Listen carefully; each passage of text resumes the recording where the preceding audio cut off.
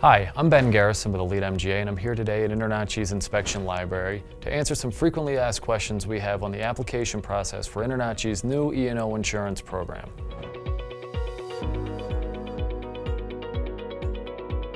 It's very important to answer question number one correctly, and that is to have the proper entity that you're operating as a named insured. If you're a new inspector and don't have a name or corporation set up yet, it's okay to use your first and last name, but be sure to let us know once you do have a corporation or entity formed so that we can have that be the proper named insured on the policy. There's a question on the application about limits. Limits of coverage should be selected based first and foremost on whether or not you're in a state that has an insurance requirement.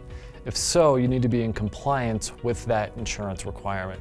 If not, you can select any limit from $100,000 up to $1 million and points in between. We can show you all those limits so you can make the decision that best helps you work within your budget for insurance.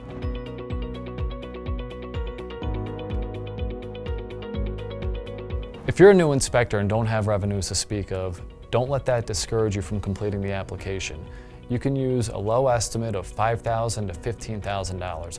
Ideally, you're going to make $105,000 or $115,000, but in your first year, we want to be realistic as to what you're going to expect since premiums are in part based on the revenues. After the first year, we'll have a better understanding of what the next year is going to look like, so don't worry about year one, just use a rough estimate. If you're not a licensed home inspector yet, don't worry about that. Your InterNACHI education certificates will suffice for getting a policy in force. Once we issue you the insurance, you can then take that to the state board or whatever the regulatory body is to supply them with proof of your insurance so that they can then issue you a license. Once that happens, you can then email us a copy of your license so that we have it on file too.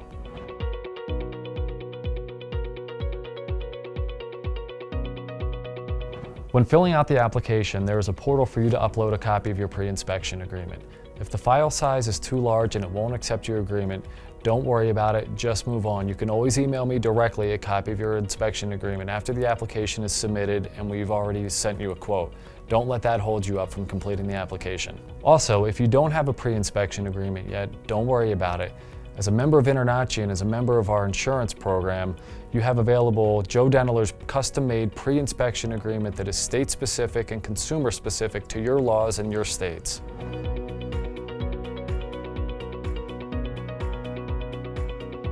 On the application form, you'll notice a section that allows you to choose a number of different ancillary coverages depending on the types of inspections you're doing. I would encourage you to select all the ancillary services that you have InterNACHI certification or wherever your certification is from. The general liability is the first thing you'll see, and you definitely want to select that because that comes free of charge with your policy anyway. You can always remove endorsements if you don't want to have them on the policy, but again, anyone that you have certification for, I would definitely go ahead and check that box so we can provide a quote inclusive of that coverage.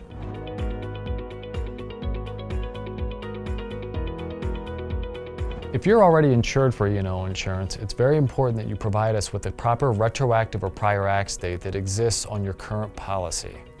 That way, the quote that we provide you will include coverage dating all the way back to the original retroactive or inception date of the policy that you have currently in force. On the section of the application that addresses claims, it's very important that you provide us with the details on the application, the who, what, when, where, as best you can. In addition to that, we definitely need a copy of your current carrier loss run report that outlines the expenses associated with that claim, whether it's the defense costs or the amount paid to settle.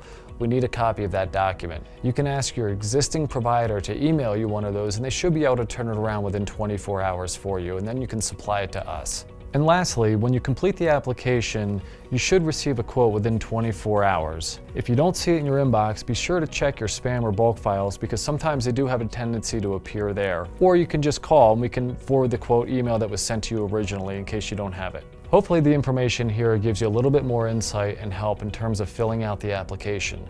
Should you have additional questions, you can always reach out to me at 302-690-9839 or email me at bgarrison@elitemga.com. Thank you.